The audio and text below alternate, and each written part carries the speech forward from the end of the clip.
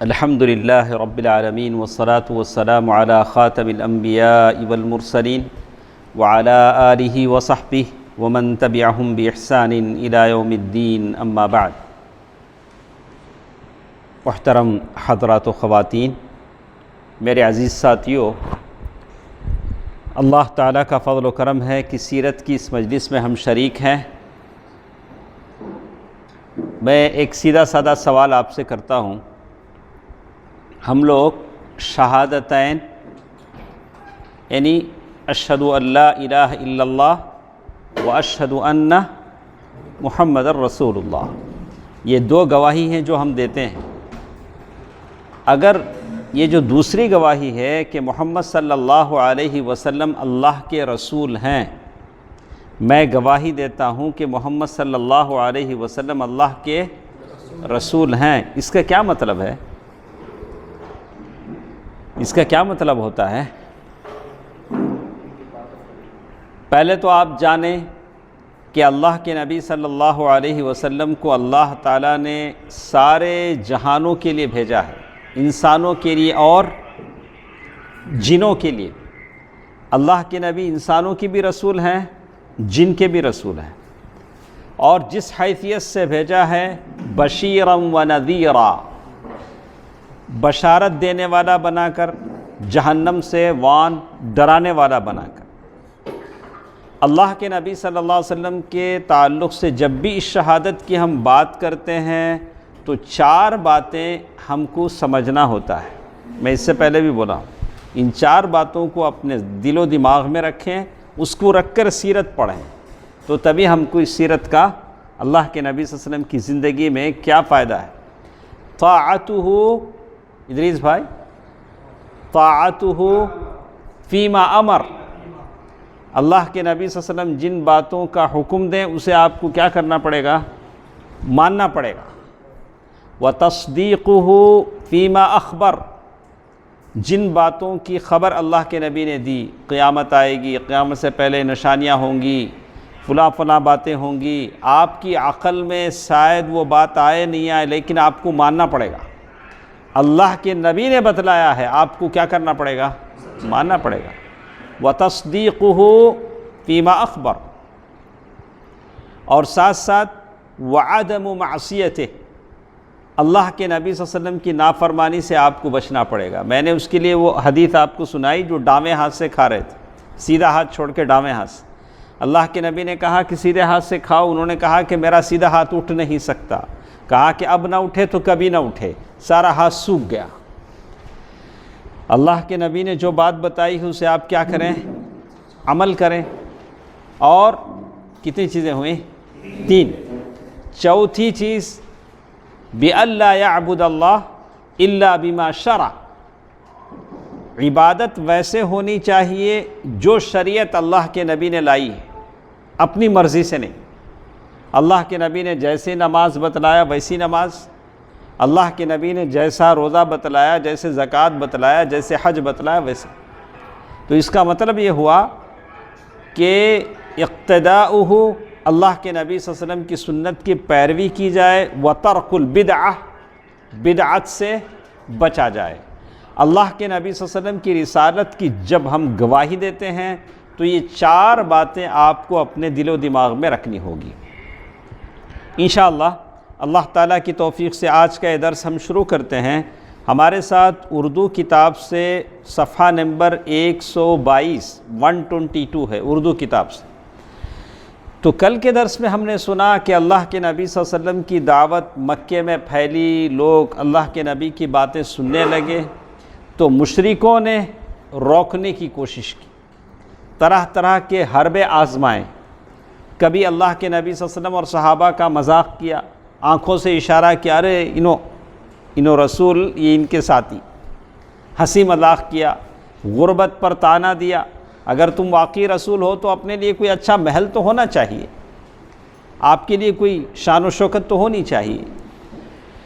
دیکھا کہ یہ ساری باتیں ہوتی نہیں تو کبھی جادوگر کہا، کبھی کاہن کہا، کبھی شاعر کہا، اور اس سے بھی ہٹ کر آپ کی دعوت کو توڑ مروڑ کر بیان کیا، کہا کہ محمد صلی اللہ علیہ وسلم کی باتوں سے تو اچھی بھلی کہانیاں رستم اور اسفندیار کی کہانیاں ہیں، وہ اسٹوریاں اچھی ہیں، قرآن کی آیتوں سے، اللہ کے نبی کی باتوں سے رستم پہلوان کی اسٹوریاں اچھی ہیں۔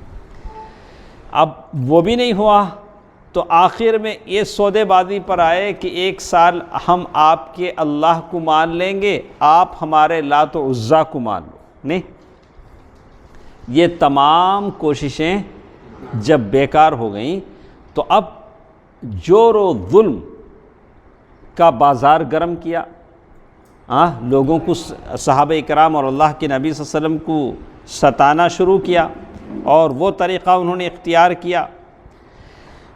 لیکن یہ جو 4 طریقے بتائے گئے، ایسا وہ کئی مہینے تک چلتے رہے، لیکن جب دیکھا کہ معاملہ بنتا نہیں ہے تو 25 قریش ایک جگہ جمع ہوئے، بڑے بڑے سردار جمع ہو کر کہے کہ اب کیا کریں؟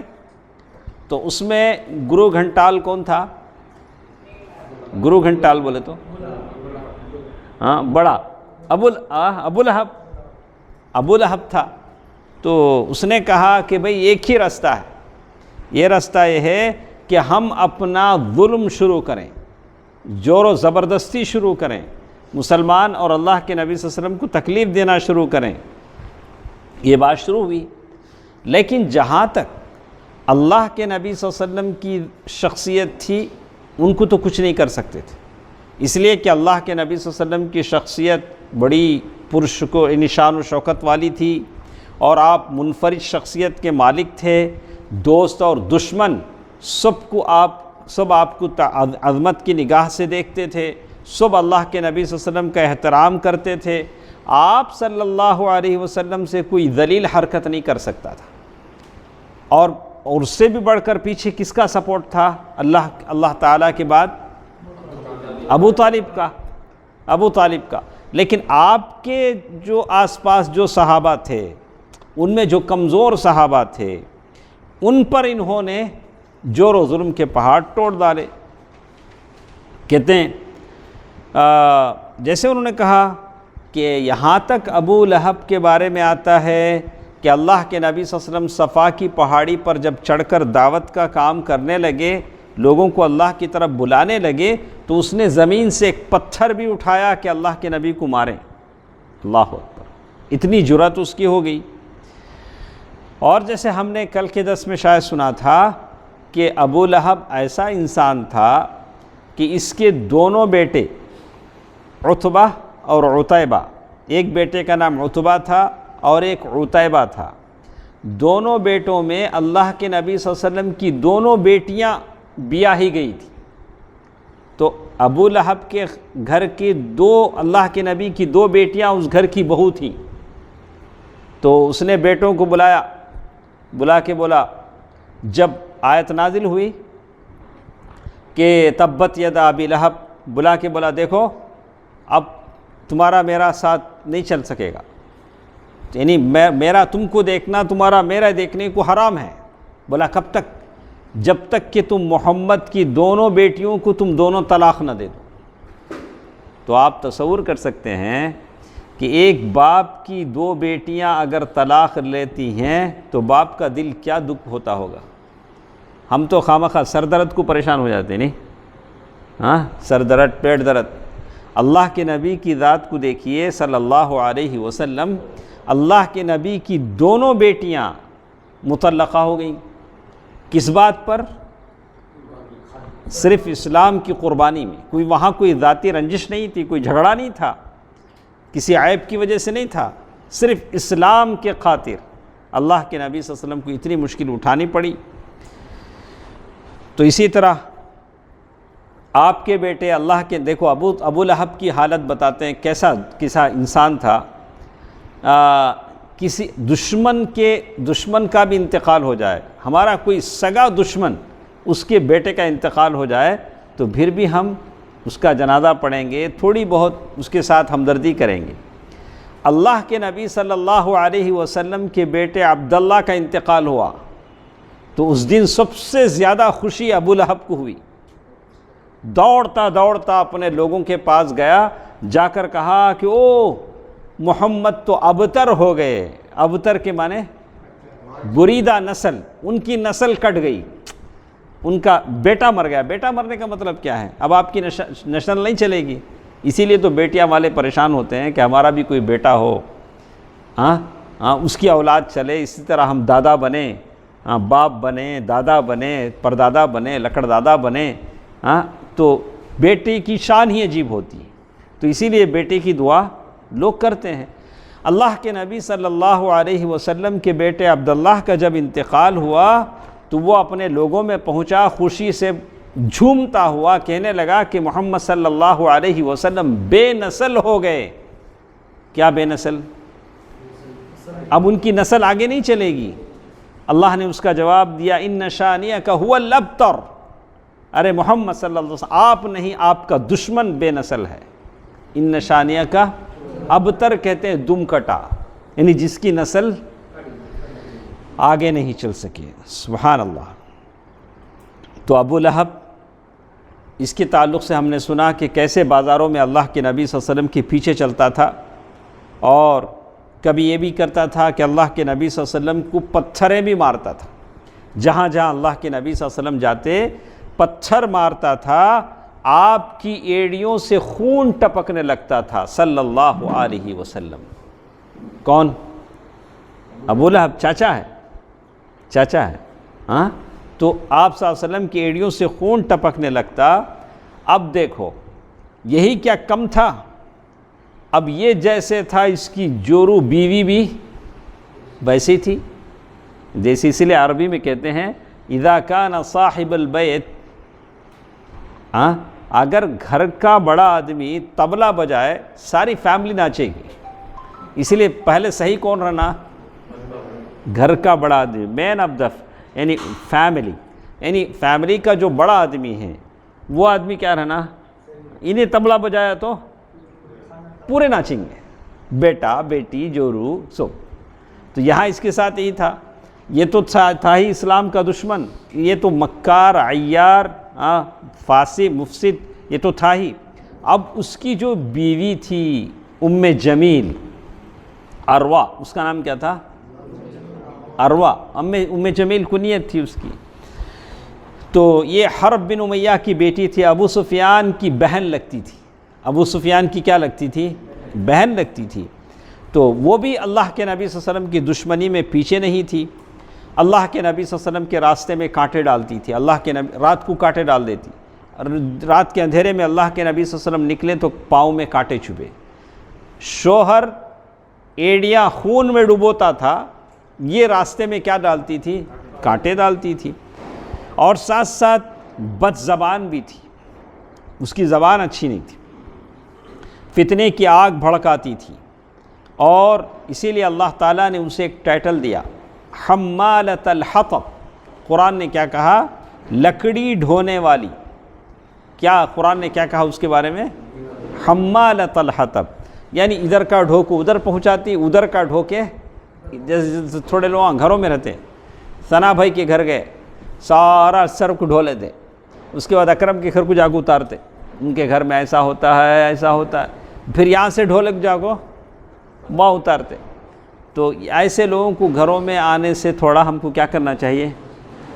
احتیاط کرنا چاہیے۔ معلوم ہو جاتا ہے وہ کون خیریت دریافت کرنے آتے ہیں، کون خیریت لے جانے آتے ہیں۔ تو ایسے لوگوں سے اللہ کی پناہ بھی مانگنی چاہیے۔ تو یہ تھا۔ تو کہتے ہیں کہ جب اس وائف اور ہسبینڈ میاں بیوی کے لیے قرآن کی آیتیں نازل ہوئی تو وہ رسول اللہ صلی اللہ علیہ وسلم کو تلاشتے ہوئے آئی، رسول صلی اللہ علیہ وسلم کو ڈھونڈتے ہوئے آئی۔ اللہ کے رسول صلی اللہ علیہ وسلم کعبۃ اللہ کے پاس بیٹھے ہوئے ہیں، ساتھ ابو بکر بھی ہیں، تو مٹھی بھر پتھر لے کے آئی۔ کون؟ ام جمیل، اروا، مٹھی بھر پتھر لے کر آئی، لیکن اللہ تعالیٰ نے اس کی نگاہیں پکڑ لی۔ وہ ابو بکر رضی اللہ تعالیٰ عنہ کو دیکھ رہی تھی، لیکن اللہ کے رسول کو نہیں دیکھ رہی تھی۔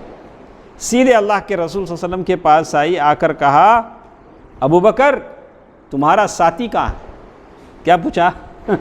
تمہارا ساتھی کہاں ہے؟ حالانکہ اللہ کے نبی وہی بیٹھے ہوئے تھے، لیکن دیکھ نہیں پا رہی تھی. تو اس نے کہا کہ مجھے معلوم ہوا ہے کہ وہ میری حجو کرتا ہے. حجو ایک عربی یہ ہے، حجو کرنا مطلب کسی آدمی کے بارے میں، ارے دیکھو وہ کیسا لنگڑا ہے، وہ کیسا لگڑ کے چلتا ہے، اس کی آنکھیں کیسی ہیں، وہ کیسا ہے، جیسے حجو کرنا اس کی کسی صفت کو لے کے. تو کہا کہ ام جمیل نے کہا کہ اگر محمد مجھے مل جاتے ہیں تو یہ پتھر ان کے منہ پہ ماروں گی، خدا کی قسم میں شاعرہ ہوں. اور اس نے شعر بھی کہے، مذممن عصینا وامرہ ابینا ودینہ قلینا. کہا کہ ہم نے مذمم کی نافرمانی، حالانکہ محمد تھے صلی اللہ علیہ وسلم، محمد کا نام بگاڑ کر مذمم کہا تو اللہ کے نبی صلی اللہ علیہ وسلم کو کیا ہوا؟ جیسے لوگ ہمارا نام بگاڑتے ہیں، بہت سارے لوگوں کا نام بگاڑتے ہیں، نام بگاڑا. اور کہا کہ ہم اس کی دین سے نفرت کرتے ہیں، ہم اس کے معاملے کو نہیں مانتے ہیں. اور اس کے بعد وہاں سے چلے گئی. ابوبکر رضی اللہ تعالیٰ عنہ اس کے جانے کے بعد پوچھتے ہیں، یا رسول اللہ کیا اس نے آپ کو دیکھا نہیں؟ حالانکہ اللہ کے رسول آپ بیٹھے ہوئے ہیں، لیکن اللہ تعالیٰ نے اس کی نگاہوں پر پردہ ڈال دیا. ابوبکر رضی اللہ تعالیٰ عنہ نے پوچھا، اللہ کے رسول وہ ام جمیل ابو لہب کی بیوی آپ کو دیکھا نہیں؟ تو اللہ کے نبی صلی اللہ علیہ وسلم نے فرمایا کہ اللہ نے اس کی نگاہ پکڑ لی ہے. کیا کہا؟ اللہ تعالیٰ نے اس کی نگاہ پکڑ لی ہے. اسی طرح کچھ لوگ تھے جو باہر نکلنے پر ستاتے تھے. ابو لہب کیا کرتا تھا؟ اللہ کے نبی صلی اللہ علیہ وسلم جہاں جہاں باہر جاتے پیچھے چلتا، باتوں سے بولتا، پتھر لے کے مارتا. اللہ کے نبی صلی اللہ علیہ وسلم کا جسم خون ہوتا، تلوے خون میں ڈوب جاتے. لیکن کچھ لوگ تھے جو اندر ستاتے تھے. اندر ستانے کا مطلب ان میں سے کچھ لوگ تھے گھر کے نیبر تھے، اللہ کے نبی صلی اللہ علیہ وسلم کے اڑوس پڑوس کے تھے. اور آپ کو معلوم ہونا چاہیے کہ اللہ کے نبی صلی اللہ علیہ وسلم کے زمانے میں ایسے ڈور نہیں تھے. گھروں میں کیا نہیں تھا؟ ایسے ڈور نہیں تھے. دروازہ ہوتا تھا، پردہ لٹکتا تھا، بس پردہ لٹکتا تھا، اسی حالت. تو وہ جو کچھ دشمن تھے جو اللہ کے نبی صلی اللہ علیہ وسلم کو خود اپنے گھر میں ستاتے تھے، ان میں سے کچھ لوگ ہیں. ایک ابو لہب ہے، حکم بن العاص بن امیہ ہے، عقبہ بن ابی معیط ہے، عدی بن حمراء ثقفی، ابن الاسدہ ہذلی. یہ سب کے سب آپ صلی اللہ علیہ وسلم کے پڑوسی تھے. ان کے ستانے کا طریقہ یہ تھا، آپ سمجھ سکتے ہیں، آپ تھوڑا تصور کر کے دیکھیے. یہ وہ زمانہ تھا جب اللہ کے نبی صلی اللہ علیہ وسلم کا وہ زمانہ جب بچے چھوٹے تھے. یہ جو بچیاں تھیں، چھوٹی بچیاں تھیں، اور اللہ کے نبی صلی اللہ علیہ وسلم دعویٰ کے لیے باہر جاتے تھے. یہ لوگ کیا کرتے تھے جو اللہ کے نبی صلی اللہ علیہ وسلم کے گھر کے آس پاس رہتے تھے؟ اللہ کے نبی صلی اللہ علیہ وسلم جب نماز پڑھنے کے لیے کھڑے ہوتے تو بکری کی اوجھڑی، بچہ دانی ہے نہیں، بکری بچہ ڈالتے ہیں، اوجھڑی وہ لا کر اس طرح پھینکتے کہ وہ سیدھے آ کر اللہ کے نبی صلی اللہ علیہ وسلم نماز پڑھ رہے ہوتے تو اللہ کے نبی صلی اللہ علیہ وسلم پر وہ گرتا. ناپاک ہے وہ اوجھڑی، اس میں گوبر ہوتا ہے، اوجھڑی میں کتنا گوبر ہوتا ہے، وہ اللہ کے نبی صلی اللہ علیہ وسلم پر گرتا. اور کبھی ایسا ہوتا چولہے پر ہانڈی چڑھی ہوتی، دور سے ایسا مارتے کہ چولہے پر کی ہانڈی گر جاتی. چھوٹے بچے ہیں، ان کے لیے کھانا چاہیے. اللہ کے نبی صلی اللہ علیہ وسلم دعوت کے لیے باہر ہیں. چولہے پر جو ہانڈی چڑھتی وہ بھی ان کے شر سے محفوظ نہیں رہتی تھی. تو یہ ان کی یہ تھی. آخر میں مجبور ہو کر اللہ کے نبی صلی اللہ علیہ وسلم نے ایک گھروندہ بنا لیا تھا. گھروندہ مطلب مٹی کا ایک چھوٹا سا گھر جس میں کھڑے ہو کر اللہ کے نبی صلی اللہ علیہ وسلم نماز پڑھ سکے. کس وجہ سے؟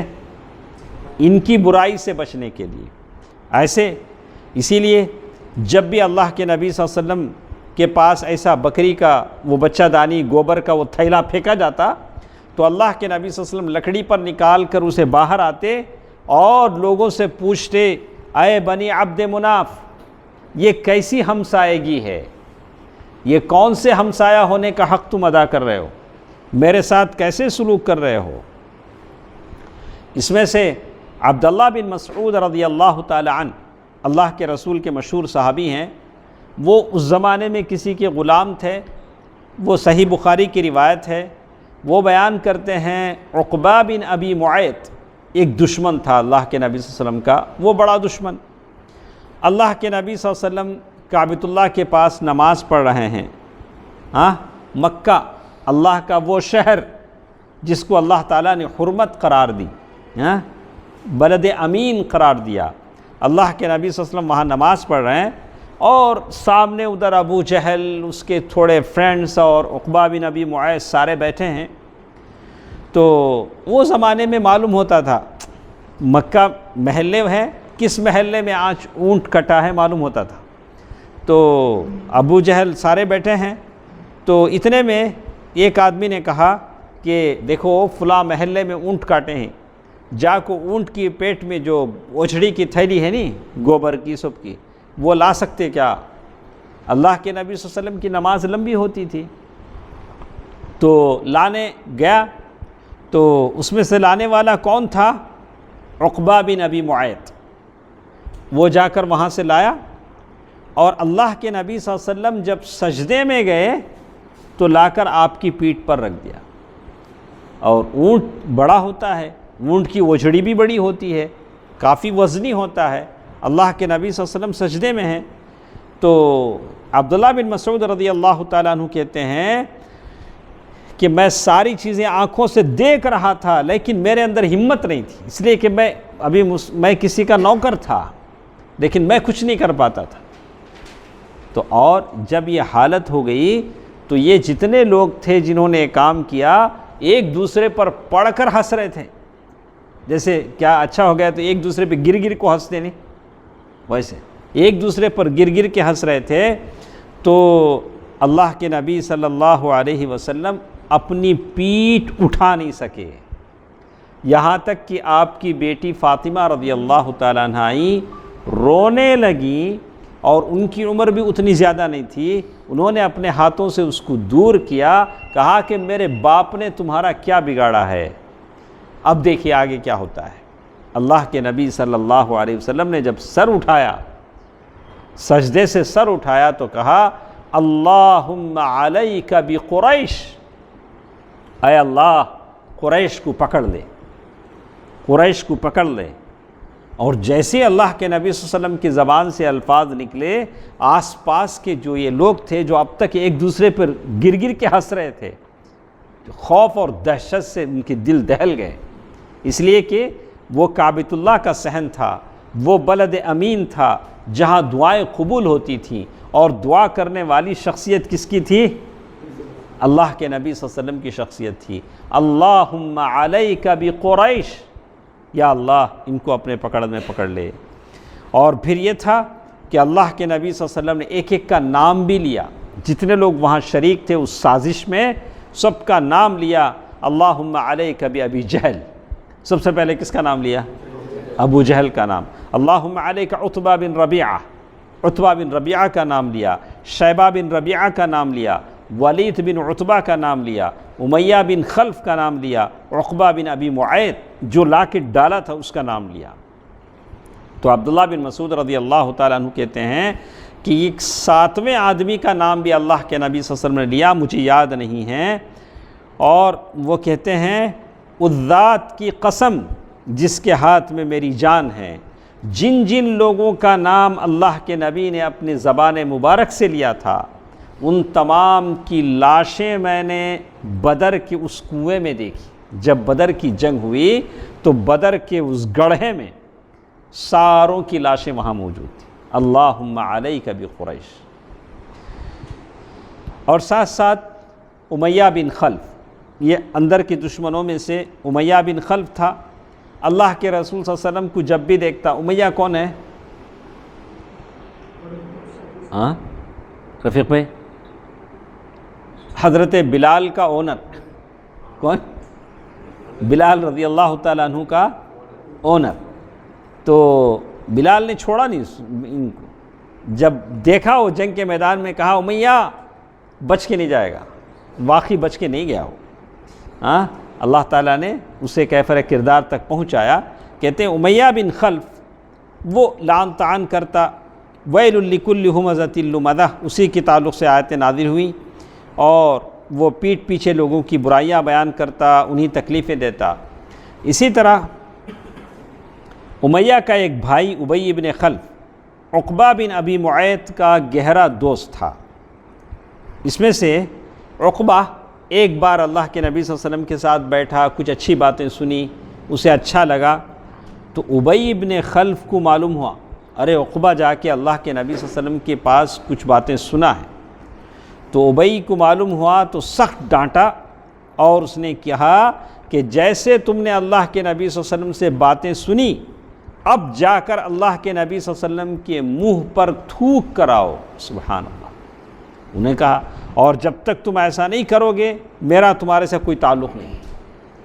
تو اس طرح کی بہت ساری بدتمیزیاں اللہ کے نبی صلی اللہ علیہ وسلم کے ساتھ ہوتی تھی۔ اور اسی طرح اللہ کے نبی صلی اللہ علیہ وسلم کے دشمنوں میں سے ایک دشمن ہے اخنس بن شريق الثقفی۔ یہ بھی اللہ کے نبی صلی اللہ علیہ وسلم کو ستانے والا تھا۔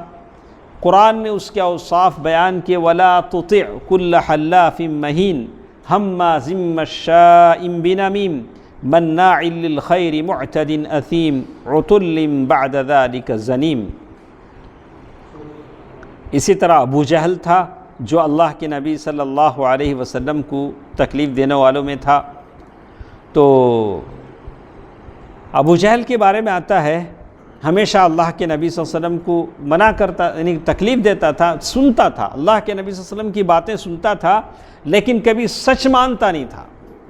تو معلوم یہ ہوا کہ جتنے بیٹھے ہیں سارے تو سن رہے ہیں لیکن دل سے سننا الگ ہوتا ہے، عمل سے سننا الگ ہوتا ہے، مزہ لینے کے لیے سننا الگ ہوتا ہے۔ اللہ سے توفیق طلب کریں کہ اللہ تعالیٰ جو کچھ ہم سنتے ہیں اسے عمل کرنے کی اللہ تعالیٰ کیا دے؟ توفیق دے۔ اسی لیے ابو جہل کے بارے میں کہا فلا صدق ولا صلی، نہ اس نے تصدیق کی نہ اس نے نماز پڑھا، کبھی نہیں۔ تو جب بھی اللہ کے نبی صلی اللہ علیہ وسلم نماز پڑھتے کعبۃ اللہ میں تو ابو جہل روکتا۔ تو ایک مرتبہ ایسا ہوا کہ مقام ابراہیم کے پاس اللہ کے نبی صلی اللہ علیہ وسلم نماز پڑھ رہے ہیں، وہاں سے ابو جہل گزرا، دیکھتے ہی بولا محمد میں نے تم کو یہاں نماز پڑھنے سے منع نہیں کیا تھا، تم یہاں نماز پڑھ رہے ہو۔ تو اللہ کے نبی صلی اللہ علیہ وسلم نے بھی سختی سے جواب دیا۔ تو اس نے کہا کہ محمد کیا تم مجھے سختی سے جواب دے رہے ہو؟ میں مکے میں سب سے زیادہ دوستوں والا ہوں، میں جب بیٹھتا ہوں تو میری آس پاس کی محفل بھر جاتی ہے۔ تو اللہ تعالیٰ نے بھی قرآن میں کہا فَلْيَدْعُ نَادِيَهُ، ہم اپنے فرشتوں کو بلائیں گے، وہ اپنے ساتھ بیٹھنے والوں کو بلا لے۔ تو اسی طرح کچھ اور باتیں انہوں نے ذکر کیا ہے، کہا کہ ایک مرتبہ جیسے صحیح مسلم کی روایت ہے، ابو ہریرہ رضی اللہ تعالیٰ عنہ سے مروی ہے، کہتے ہیں کہ ابو جہل نے سارے مکے کے بڑے بڑے قریش سے ایک دعویٰ کیا، کہا کہ میں تم سب لوگوں کے سامنے اللہ کے نبی صلی اللہ علیہ وسلم کے چہرے کو خاک آلود کروں گا، یعنی مٹی میں چہرہ مل دوں گا۔ کس کا چہرہ؟ اللہ اکبر، اللہ کے نبی صلی اللہ علیہ وسلم کا، جن کے بارے میں صحابی رسول کہتے تھے کہ میں کبھی 14ویں رات کے چاند کو دیکھتا تھا۔ عبداللہ بن سلام رضی اللہ تعالیٰ عنہ نے کہا کہ میں کبھی 14ویں رات کے چاند کو دیکھتا تھا، کبھی اللہ کے نبی صلی اللہ علیہ وسلم کے چہرے مبارک کو دیکھتا تھا۔ تو ابو جہل نے کہا کہ میں زمین میں ڈال کر، ریت میں ڈال کر اللہ کے نبی کا چہرہ رون دوں گا۔ تو کہتے ہیں کب اللہ کے نبی صلی اللہ علیہ وسلم اگر وہاں نماز پڑھتے ہیں کعبے میں تو میں ایسا کروں گا۔ تو ایک مرتبہ ایسا ہوا کہ اللہ کے نبی صلی اللہ علیہ وسلم نماز پڑھ رہے ہیں، تو آیا وہ اپنی قسم پوری کرنے، اپنا دعویٰ پورا کرنے، قریب ہوا، پھر اچانک پیچھے مڑ کر جانے لگا، ایڑیوں کے بل پیچھے جانے لگا۔ تو اور ایسے ایسے کر کے بچاؤ بچاؤ بچاؤ کر کے ہاتھوں سے اشارہ کرنے لگا۔ تو لوگ دیکھ کے حیران ہو گئے، ارے ابھی اتنی دعویٰ کر رہا تھا کہ اللہ کے نبی کے چہرے کو مٹی میں ڈال دوں گا، اور پیچھے پاؤں بھاگ رہا ہے اور بچاؤ بچاؤ کہہ رہا ہے۔ تو لوگوں نے کہا کہ ابو الحکم تمہیں کیا ہوا؟ اصل میں ابو جہل کا نام کیا تھا؟ ابو الحکم۔ لیکن کہا کہ تمہیں کیا ہوا؟ تو ابو جہل نے کہا کہ میرے اور محمد کے درمیان آگ کی ایک خندق ہے، خندق کے معنی بڑا گڑھا ہے جس میں آگ ہے، ہولناکیاں ہیں۔ رسول اللہ صلی اللہ علیہ وسلم نے فرمایا، جب بتایا گیا تو کہا کہ اگر وہ میرے قریب آتا ابو جہل تو فرشتے اس کا ایک ایک پارٹ الگ الگ کر دیتے، ہاتھ، پاؤں، چہرہ، گردن، اسی لیے وہ کیا ہو گیا؟ پیچھے بھاگ گیا۔ یہ جور و ستم، یہ ظلم کی داستان تھی جو وہاں ہوتی تھی، اور یہ کچھ اور لوگ تھے جو گھر میں ان کو ستاتے تھے۔ ابو لہب تھا جو باہر تکلیفیں دیتا تھا جہاں اللہ کے نبی صلی اللہ علیہ وسلم جاتے تھے۔ اس کے علاوہ اور ہر آدمی کو الگ الگ طریقے سے ستایا جاتا۔ عثمان ابن عفان رضی اللہ عنہ ان کا چچا کھجور کی چٹائی میں لپیٹ کر نیچے سے دھواں دیتا تھا، کھجور کی حصیر میں ان کو لپیٹ کر نیچے سے دھواں دیتا تھا، اور یہ تکلیف تھی۔ مصعب ابن عمیر رضی اللہ عنہ مکے کے بڑے خوش لباس جوان تھے، یہاں تک مصعب ابن عمیر کے بارے میں کہتے ہیں کہ مکے کے کسی گلی سے گزرتے تو گھر میں بیٹھی مستورات عورتیں پہچان لیتی کہ گلی سے مصعب گزر رہے ہیں، اتنا خوشبو لگاتے۔ گھر میں بیٹھی عورتیں کہتی کہ باہر سے مصعب گزر رہے ہیں، اتنا پہنتے اور اتنے خوش لباس تھے۔ لیکن جب مسلمان ہوئے تو ان کا دانا پانی بند ہو گیا، ان کا کھانا بند ہو گیا، انہیں گھر سے نکال دیا گیا، اور جس کی وجہ سے ان کا چمڑا ویسے ہو گیا، چمڑا نکلنے لگا، اتنے کمزور ہو گئے، نڈھال ہو گئے۔ وہ کون تھے؟ مصعب بن عمیر رضی اللہ عنہ، جو اسلام کی طرف سے ترجمان بن کر، داعی بن کر سب سے پہلے مدینہ پہنچے، مدینہ میں دعویٰ کا کام کرنے کے لیے مدینہ بھیجے گئے مصعب بن عمیر رضی اللہ عنہ۔ اللہ کے نبی صلی اللہ علیہ وسلم جب انتقال کے بعد دیکھا کہ جنازہ رکھا گیا، کفن پہنایا گیا، تو سر ڈھانپتے تو پیر کھل جاتے، پیر ڈھانپتے تو سر کھل جاتے۔ اللہ کے نبی صلی اللہ علیہ وسلم رونے لگے، کہا کہ یہ وہ نوجوان ہیں جو مکے میں اس طرح کے ناز و نعم میں پلے ہوئے نوجوان ہیں۔ اسی طرح بلال رضی اللہ عنہ، یہ کس کے اس میں تھے؟ ملکیت میں امیہ بن خلف۔ امیہ بلال رضی اللہ تعالیٰ عنہ کی گردن میں رسی ڈال کر لڑکوں کے حوالے کر دیتا، جاؤ کھیلو۔ وہ لوگ بلال رضی اللہ تعالیٰ عنہ کو گرم زمانے میں پہاڑوں پر گھماتے، یہاں تک کہ رسی کا نشان گردن پر پڑ جاتا، کوئی بیل بکرا ہو، العیاذ باللہ۔ یہ صحابہ کرام ہیں، یہ اولین سابقین میں سے ہیں۔ اس طرح کی عجیب طرح کا سلوک یہ صحابہ کرام کی یہ جماعت، اطہار اور بڑی فضیلت والی جماعت، جن کے بارے میں اللہ کے نبی صلی اللہ علیہ وسلم فرمایا کہ صحابہ کے بارے میں مجھے تکلیف نہ دو، ان کے ساتھ اس طرح کا ناروا سلوک ہوتا۔ اور خود امیہ جو تھا انہیں ڈنڈے مارتا اور چلچلاتی دھوپ میں ان کو بٹھائے رکھتا، کھانا پانی نہیں دیتا، اس سے کہیں زیادہ ظلم کرتا۔ یہ تمام ظلم بلال رضی اللہ تعالیٰ عنہ پر کیے جاتے، اور کہا کہ دیکھو تم محمد کے ساتھ کفر کرو، لیکن بلال رضی اللہ تعالیٰ عنہ ہیں ہر حالت میں ہی کہہ رہے احد، نہیں، اللہ تعالیٰ کے علاوہ کوئی اور سچا معبود نہیں ہے۔ یہاں تک کہ ابو بکر رضی اللہ تعالیٰ عنہ نے دیکھا کہ بلال رضی اللہ تعالیٰ عنہ کو اس طرح ستایا جا رہا ہے، 1 کلو چاندی کی قیمت لگ بھگ امیہ کو دیا، اور امیہ سے بلال رضی اللہ تعالیٰ عنہ کو خرید لیا ابو بکر نے۔ کتنا دیا؟ 1 کلو چاندی، اس زمانے میں اتنی ہی تھی، لوگ اتنی قیمت پر لیے جاتے تھے، بیچے جاتے تھے۔ اسی طرح عمار ابن یاسر رضی اللہ عنہ بنو مخزوم کے غلام تھے۔ عمار، ان کے ماں باپ یاسر، ان کی ماں سمیہ، یہ پوری فیملی مسلمان ہوئی۔ عمار بیٹے ہیں، یاسر باپ ہیں، سمیہ اماں ہیں۔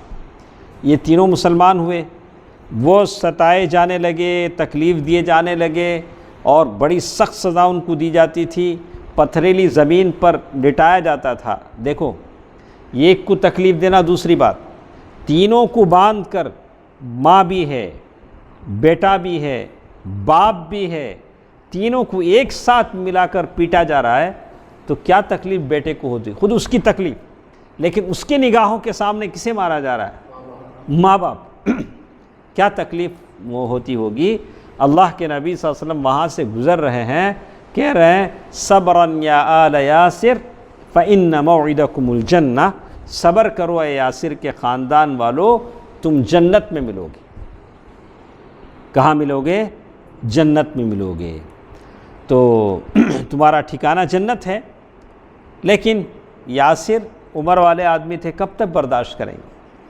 کب تک وہ ان کی وفات پہلے ہو گئی۔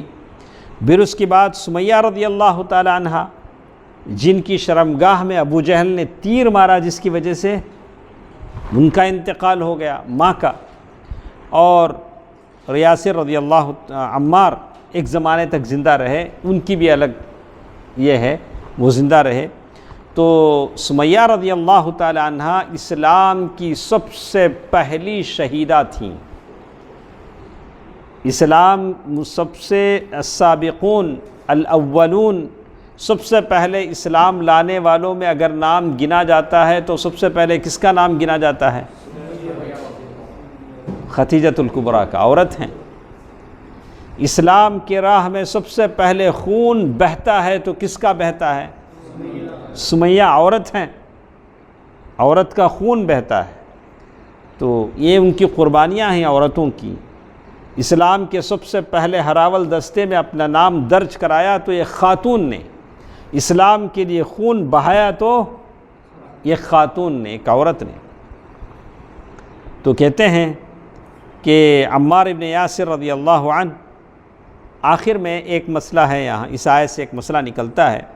عمار رضی اللہ تعالی عنہ ان کو بار بار کافر مشرک مارتے رہے، کہتے رہے کہ تم محمد کو گالی دو، اور لات و عزیٰ کے بارے میں اچھا بولو، ہم تمہیں چھوڑ دیں گے۔ آخر مجبوری کی حالت میں انہوں نے یہ بات مان لی۔ کیا ہے؟ مان لی۔ پھر نبی صلی اللہ علیہ وسلم کے پاس روتے ہوئے آئے، معذرت طلب کی، اللہ کے رسول اگر ایسا میں نہیں بولتا تو مجھے مار دیا جاتا، اسی لیے میں نے یہ بات کہہ لی، جیسے آج ہو رہا ہے۔ آج ہو رہا ہے، آج تقریباً 1 تاریخ ہے، نہیں، گزشتہ 20 دنوں میں ایسے 7-8 کیسز ہوئے، جگہ جگہ مسلمان مارے گئے، ان سے کفریہ کلمات کہلوائے گئے، لیکن کب تک؟ اور ان چیزوں کے جو ویڈیوز آدمی دیکھتا ہے، اندر سے یہ خود ٹوٹ جاتا ہے۔ وہ تو مرا جو مرا، لیکن وہ ویڈیو دیکھنے والا کیا ہوتا ہے؟ یہ اندر سے خود ٹوٹ جاتا ہے۔ اور یہ جو مرے گا جائے گا اللہ کے پاس، بولا کہ ہم کیوں مارے گئے، اس کا جواب کس کو دینا پڑے گا؟ سارے مسلمانوں کو دینا پڑے گا، سارے مسلمانوں کو دینا پڑے گا۔ ابھی 2 مہینے پہلے ہم نے دیکھا کہ کسی نے اپنے کتے کو، اللہ تعالیٰ انسانوں کو عزت دی، کتے کو اپنی گاڑی چلاتا ہوا پیچھے باندھ کے لے جا رہا تھا، کتا بھی دوڑ رہا تھا، تو اس پر کیس بن گیا۔ لیکن انسان مسلمان اس طرح مارے جائیں ہر گلی نکڑ پر، چوک پر، تو کیا اس کی کوئی کارروائی نہیں ہوگی؟ کیا ان کو کوئی پوچھے گا نہیں؟ ارے جانوروں کے حقوق والے دعویٰ کرتے ہیں، جانور والے اپنے جانوروں کو بچانے پر ہیں، لیکن انسان مسلمان، تو اس میں سب سے زیادہ دخل ہے مسلمانوں کا کہ ہر شخص اپنی جگہ مست ہے، صبح اٹھے کہاں کیا گوشت مچھی، یہ بس کھانے میں ہے، پہننے میں ہے، ہر شخص، زبانیں نہیں کھلتی ہیں۔ اللہ کے نبی صلی اللہ علیہ وسلم نے بتلایا کہ اگر کسی کے پاؤں میں کانٹا بھی چھپتا ہے تو ہم کو یہ محسوس کرنا چاہیے، اس لیے کہ اذا اشتکى منہ عضو، اگر جسم، جیسے مسلمان ایک جسم ہے، انگلی میں درد ہوتا ہے تو سارا جسم کانپ اٹھتا ہے، تو کسی کے پاؤں میں کانٹا بھی چبھتا ہے تو دوسرا مسلمان سوچے کہ کانٹا اس کے پاؤں میں نہیں میرے دل میں چبھا ہے، احساس ہونا چاہیے۔ بہرحال یہاں یہی بات ہوئی تو عمار ابن یاسر رضی اللہ تعالیٰ عنہ نے کہہ دیا کہ محمد صلی اللہ علیہ وسلم کو گالی دو اور لات و عزیٰ کی تعریف کرو، اور روتے ہوئے اللہ کے نبی صلی اللہ علیہ وسلم کے پاس آئے، معذرت طلب کی، اللہ کے نبی میرے سے ایسے غلطی ہو گئی۔ تو اللہ تعالیٰ کی طرف سے آیتیں نازل ہوئی، من کفر باللہ من بعد ایمانہ الا من اکرہ وقلبہ مطمئن بالایمان، دل مطمئن ہے، زبان سے اگر نکل جاتا ہے تو کوئی بات نہیں، جان بچانے کے لیے اگر کوئی ایسی بات کہہ دیتا ہے، زبان سے تو نہیں کہتا ہے، آپ جتنے ویڈیوز دیکھیں زبان سے کہتے ہیں، ارے بوڑھے، وہ کباڑی کرنے والا، لوہا چننے والا، اس کے پاس جا کے 10-15 نوجوان کھڑے ہو جاتے ہیں، بولو بولو، کیا کرے گا بیچارہ، مرے گا کہ کرے گا، بولتا ہے الا من اکرہ وقلبہ مطمئن بالایمان۔ اس کے بعد اور بھی بہت سارے ہمارے پاس یہ ہیں کہ اسی طرح فقیہ جن کا نام افلاح تھا، وہ بھی پاؤں میں رسی باندھ کر ان کو زمین پر گھسیٹا جاتا تھا۔ یہ صحابہ کرام ہیں جن کے بارے میں اللہ نے کہا رضی اللہ عنہم ورضوا عنہ، یہ ان کی قربانیاں ہیں۔ خباب بن ارت رضی اللہ عنہ، یہ ایک عورت کے ام انمار کے غلام تھے، وہ ان کے سر کے بال نوچتی تھی، سختی سے گردن مروڑتی تھی، اور کئی بار دہکتے ہوئے انگاروں پر لٹا کر گرم گرم بڑے بڑے پتھر ان کے سینوں پر رکھتی تھی تاکہ وہ اٹھ نہ سکیں۔ یہ کون ہیں؟ صحابہ اکرام ہیں۔ آج کوئی ایک مفسد آتا ہے، کہتا ہے صحابہ اکرام نے پورے دین کو نہیں سمجھا، یہ سمجھا، یہ سمجھتا ہے اور لوگوں کو سمجھانے کی کوشش کرتا ہے۔ سبحان اللہ۔ اور کہتے ہیں اسی طرح اور بھی بہت ساری عورتیں ہیں، زنیرہ ہیں، نہدیہ ہیں، ام عبیس ہیں، یہ ساری وہاں گھروں میں نوکرانیاں تھیں، کام کرتی تھیں، ساری مسلمان ہوئی، ان کو طرح طرح سے تکلیفیں دی جاتی۔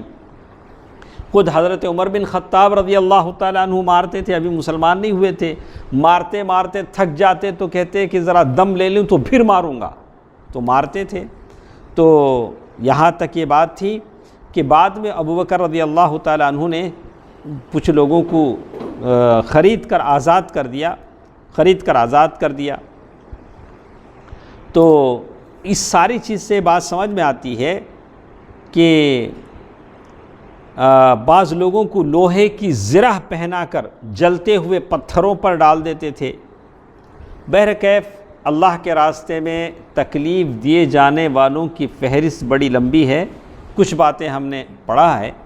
اب اللہ کے نبی صلی اللہ علیہ وسلم نے دیکھا کہ حالت ایسی اتنی نازک ہے، تو اللہ کے نبی صلی اللہ علیہ وسلم نے یہ سوچا کہ مسلمانوں کو اب زبان سے بھی فعل سے بھی کوئی بھی چیز کرنے سے روک دیں، اب زبان سے بھی کچھ نہیں بولیں اور کھلے طور سے نماز بھی نہ پڑھیں، اور سارے مل کر ایک خفیہ طریقے سے اللہ کے نبی صلی اللہ علیہ وسلم سے ملاقات کریں۔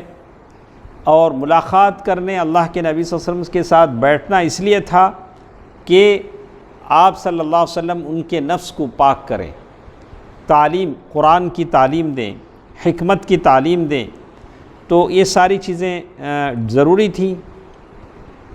اور اللہ کے نبی صلی اللہ علیہ وسلم اب مکے سے ہٹ کر مکے کے کنارے، کعبۃ اللہ کے ادھر بازو کنارے ایک جگہ تھا دار ارقم، اس جگہ کا نام کیا تھا؟ دار ارقم۔ وہاں اللہ کے نبی صلی اللہ علیہ وسلم نے سارے صحابہ کو جمع کیا۔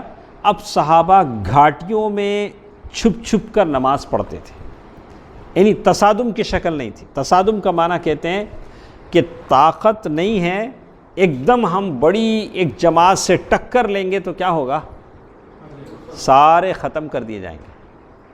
تو اسی لیے علماء اس کو سامنے رکھ کر کہتے ہیں ہمارے پاس سرغنوں کو قتل کرنے کی اجازت نہیں۔ اگر ایسا ہوتا تو اللہ کے نبی صلی اللہ علیہ وسلم اس حالت میں حکم دیتے، اچھا چلو ایسا کرو، فلاں کو قتل کر دو، فلاں کو قتل کر دو، ایسی بات نہیں۔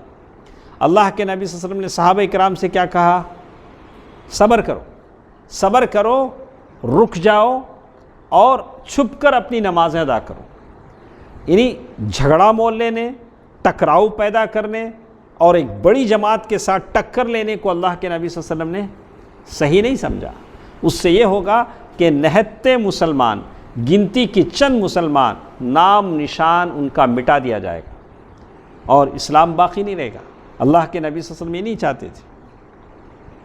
تو اللہ کے نبی صلی اللہ علیہ وسلم وہ دار ارقم وہاں بیٹھتے اور البتہ رسول اللہ صلی اللہ علیہ وسلم یہ سارے وہاں جمع ہوتے تھے، لیکن اللہ کے نبی صلی اللہ علیہ وسلم مشرکین کے روبرو کھلم کھلا دعوت کا کام کرتے تھے. کون؟ اللہ کے نبی صلی اللہ علیہ وسلم. اور عبادت کا بھی اللہ کے نبی صلی اللہ علیہ وسلم ویسے عبادت بھی بجا لاتے تھے، کوئی چیز اس سے روک نہیں سکتی تھی. اور دار ارقم میں پہنچ کر اللہ کے نبی صلی اللہ علیہ وسلم کی جو صحابہ تھے سارے لوگوں سے ہٹ کر وہاں علمی مجالس مقرر کرتے تھے. اور اللہ کے نبی صلی اللہ علیہ وسلم نے 5ویں سن نبوت سے، یعنی نبوت کے 5ویں سال سے دار ارقم کو، دار کے معنی گھر، ارقم کے معنی نام، اس گھر کو اجتماع کا مرکز بنا لیا تھا، وہاں اجتماع ہوتا تھا. تو یہ چند باتیں ہمارے ساتھ اس درس میں ہیں. تو آج کے اس درس میں ہم نے سنا کہ کیسے مشرکین مکہ نے وہ 4 جو ان کے طریقے تھے اس کی ناکامی پر صحابہ کرام کو تکلیفیں دینا شروع کیا، کیسے تکلیفیں ہوتی تھی، اور آخر میں صحابہ کرام نے اللہ کے نبی صلی اللہ علیہ وسلم کے حکم پر کیا کچھ کیا. تو آپ دیکھیں گے کہ اب معاملہ ایسا تھا کہ صحابہ کرام دار ارقم میں بیٹھ کر اپنی اجتماع کرتے تھے، اپنی عبادتیں کرتے تھے، لیکن اللہ کے نبی صلی اللہ علیہ وسلم کیا کرتے تھے؟ کھل کر تبلیغ کرتے تھے اللہ کے نبی صلی اللہ علیہ وسلم. اور دوسری طرف یہ وہ موقع تھا کہ اللہ کے نبی صلی اللہ علیہ وسلم نے صحابہ کرام کو حبشہ کی طرف ہجرت کرنے کا حکم دیا. حبشہ ابھی سے نا، اللہ کے نبی صلی اللہ علیہ وسلم کے حکم سے. اور یہ وہ موقع تھا کہ اللہ کے نبی کی بیٹی اور داماد دونوں نے بھی ہجرت کی. کہاں؟ حبشہ. اور اللہ کے نبی صلی اللہ علیہ وسلم کہہ رہے ہیں کہ ابراہیم علیہ السلام، جب اللہ کے نبی صلی اللہ علیہ وسلم کو بتایا گیا کہ آپ کی بیٹی داماد دونوں ہجرت کر رہے ہیں، حبشہ جا رہے ہیں، اللہ کے نبی صلی اللہ علیہ وسلم فرمایا کہ ابراہیم علیہ السلام کے بعد، لوط علیہ السلام کے بعد ہمارے یہ خاندان ہے جو عثمان ہے جو اپنی بیوی کے ساتھ ہجرت کر رہے ہیں. ابراہیم علیہ السلام نے ہاجر اور سارہ کو لے کر ہجرت کیا. لوط علیہ السلام نے اپنی بیوی کو لے کر ہجرت کیا. تو بہرکیف انشاءاللہ اگلے ہفتہ پھر ہمارے پاس نا اگلے ہفتے انشاءاللہ پھر ہم لوگ ہجرت کی جو باتیں ہیں وہ ہم پڑھیں گے کہ ہجرت کس طرف ہوئی، کتنے لوگوں نے ہجرت کیا. ہجرت کی ساری باتیں ہمارے ساتھ رہیں گی. پہلی ہجرت ہے اور اسی طرح دوسری ہجرت ہے. اور ہجرت کسے کہتے ہیں؟ مائگریشن. اور ہجرت کرنے کے بعد بھی کیا مشرکین مکہ خاموش تھے؟ نہیں. وہاں جہاں گئے وہاں کے بادشاہوں کو تحفے تحائف بھیجے، اپنے قاصدین بھیجے تاکہ یہ لوگ وہاں جائیں اور وہاں سے بھی ان لوگوں کو واپس لا کر تکلیفیں دیں. اس کی کوشش بھی انہوں نے کی. انشاءاللہ یہ باتیں بھی ہمارے ساتھ اگلے مجلسوں میں آئیں گی کہ کیا کیا ہوا وہاں حبشہ کے دربار میں، اور جعفر رضی اللہ تعالیٰ عنہ نے کیا تقریر کی. اور پھر ایک موقع وہ بھی تھا کہ ابو طالب کو بھی قریش نے دھمکی دے دی. ابو طالب اتنے بڑے آدمی، ان کا اعزاز، ان کو بھی انہوں نے کیا کر دیا؟ دھمکی دے دی. یہ ساری باتیں انشاءاللہ کل کے درس میں ہم سنیں گے. یعنی کل مطلب پیر کے دن انشاءاللہ. اللہ تعالیٰ جتنے حاضر ہیں سب کو اللہ تعالیٰ اس محفل کی خیرات، برکات، نعمتیں اللہ تعالیٰ عطا فرمائے، اور ہم تمام کو اللہ تعالیٰ پیارے نبی صلی اللہ علیہ وسلم کی شفاعت کبریٰ نصیب فرمائے. آمین. والسلام علیکم ورحمۃ اللہ وبرکاتہ.